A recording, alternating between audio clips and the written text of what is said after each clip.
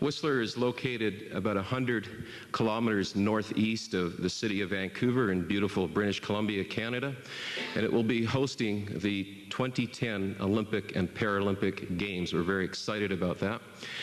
We have roughly 2 million visits a winter, 1 million visits a summer.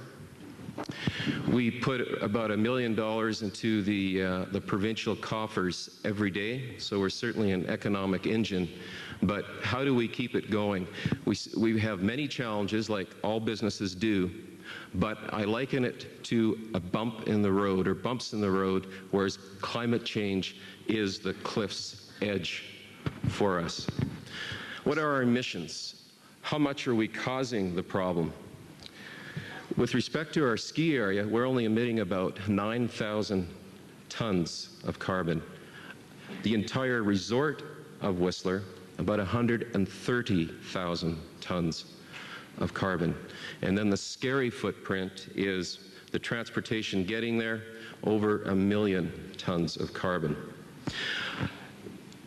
The third step in the assessment phase, I'm just moving quickly here, where we declare a statement of commitment with goals and metrics of reduced emissions.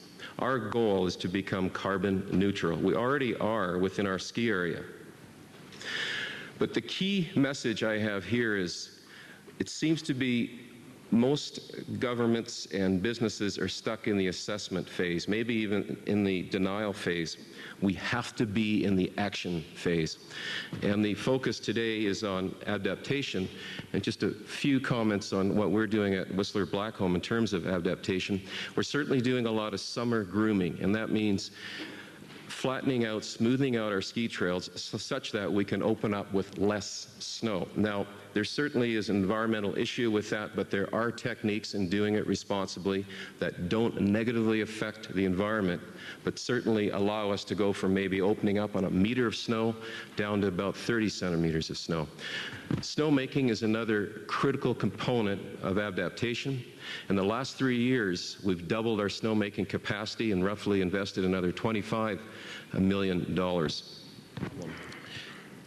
But we can actually grow back a glacier. We've done the engineering on it. We haven't made the investment yet. But by putting roughly 26 snow guns at the top of our Horseman Glacier, which is our most critical glacier for our summer skiing operations, we can put over 600,000 cubic meters of snow annually, and we want to run it on renewable energy so the loop is closed.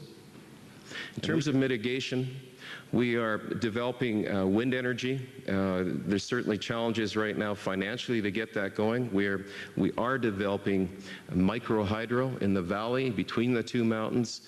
We're going to start later this fall a project which will take us 2 years. It's a micro hydro project, and it can produce hydroelectric energy 32 gigawatt hours annually, which is more than what it takes to operate our ski area.